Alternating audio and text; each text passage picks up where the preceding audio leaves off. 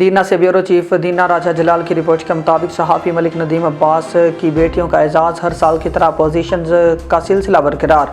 وسیلہ Islamic centre education school دینا کا سالانہ رزلٹ جاری۔ عوامی، سماجی، صحافی، سیاسی، سرکاری اور دیگر لوگوں کی جانب سے مبارکباد کا سلسلہ جاری۔ تفصیلات کے مطابق Waseela Islamic centre and education school مفتیاں دینا کا سالانہ رزلٹ جاری کر دیا گیا۔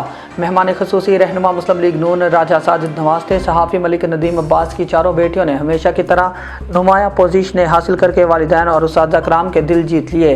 نرسری سے لے کر 8ویں کلاس تک اول پوزیشن حاصل کرنے والی نمرہ ندیم نے اس بار 8ویں کلاس کے رزلٹ پر ٹوٹل 450 میں سے 442 نمبر حاصل کر کے اول پوزیشن حاصل کی۔ آمنہ ندیم نے ٹوٹل 400 میں سے 395 نمبر حاصل کر کے اول پوزیشن حاصل کی اور 5ویں کلاس میں منتقل ہوئی۔ میرب ندیم 325 میں سے 317 نمبر لے کر سیکنڈ پوزیشن حاصل کر کے 4تھ کلاس منتقل اور جنت ندیم نے ٹوٹل 245 میں سے 240 حاصل کر کے پریپ میں منتقل۔ وسیلہ اسلامک سینٹر کے سالانہ رزلٹ کی تقریب کے موقع پر بچوں کی حوصلہ افزائی کے لیے ناظم اعلیٰ حافظ محمد وسیم انور اور قاری عبدالرحمن شمسی نے انعامات بھی تقسیم کیے اور کہا کہ دنیاوی تعلیم کے ساتھ ساتھ دینی تعلیم بھی بہت زیادہ ضروری ہے۔